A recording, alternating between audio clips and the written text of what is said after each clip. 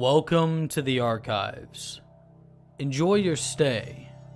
Today, I humbly present you, Dear David. So, my grandfather recently died. Not unexpectedly, might I add. At 81, he had a good run. Anyway, my mom and I had to go to his house and grab anything we wanted to keep before the cleaning crew came in to clear it out. During the process of searching through his bedroom, I came across a box of military stuff, most of which belonged to his father, my great-grandfather, who had died in the Second World War. I had fond memories of this box. My granddad would tell me stories about the photos and letters inside. How much was truth, I can't say, because he wasn't in the war. Nevertheless, it kept me entertained as a young child. As I began to look through the box, the memories came flooding back, every letter and trinket reminding me of his story, until I came to one letter, postmarked October 1944. It appeared to be another letter from my great-grandfather to a man named David, who I believe may have been his brother.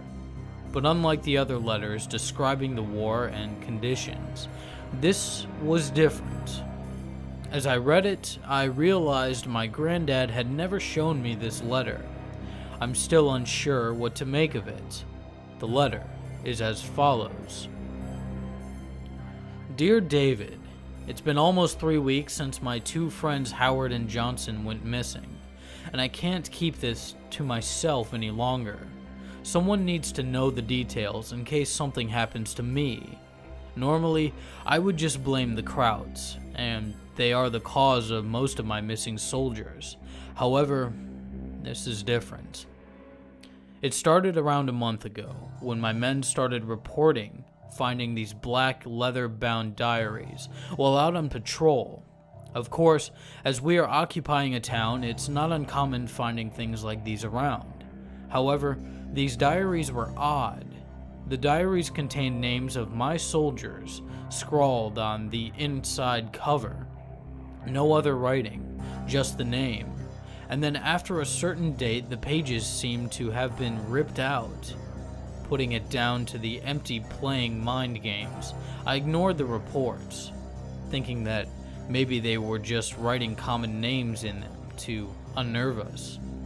I remember hearing from HQ they had used mind games before, like hiding soldiers' helmets and pieces of glass to reflect light in windows and woods to look like snipers.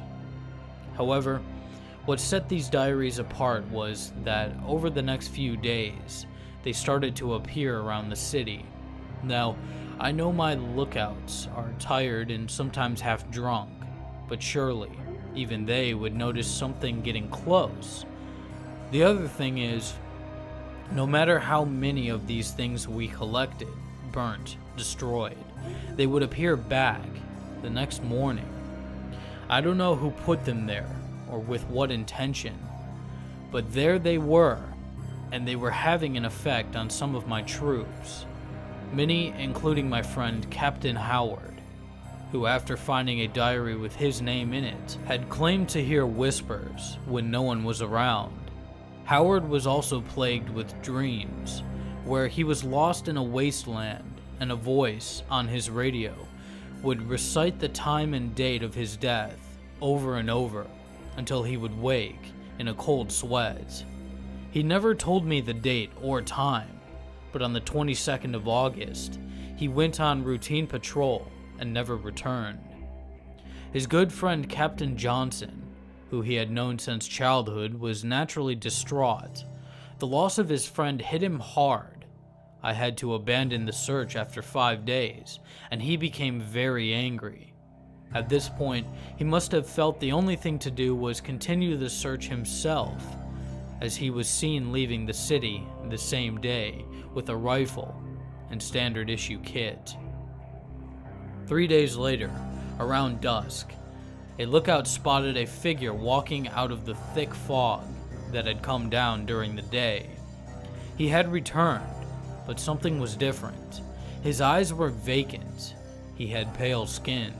He had none of the kit he left with, apart from the ripped and blood-stained fatigues, whose blood remained a mystery as he had no visible injuries and wouldn't speak.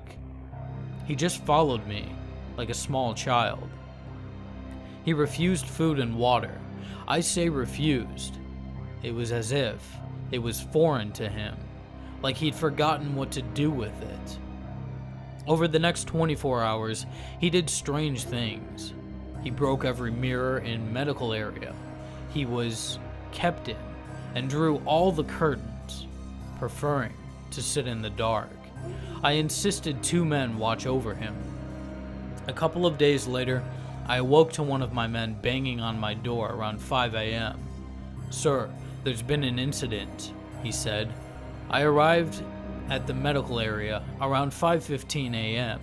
A crowd had gathered around the house that was our makeshift medical area, all staring at the blood still dripping from the blown-out main window. I walked inside through the recently broken door. Inside, it looked as though someone had redecorated using machine guns and body parts. There had been a fight. Bullet casings littered the floor, as did the remains of my men. He was nowhere to be found. Had he escaped the fight? Was he taken away? All I know for sure is, the day after he disappeared, so did the diaries and the fog. Then one morning, after no patrol finding a diary for just over 2 weeks, I was presented with one found on patrol that morning. I could tell from the patrolman's expression before I even opened it, and there it was, smeared in black ink on the inside cover. I quickly flicked to the back. The last page was October 15th. Today is October 14th.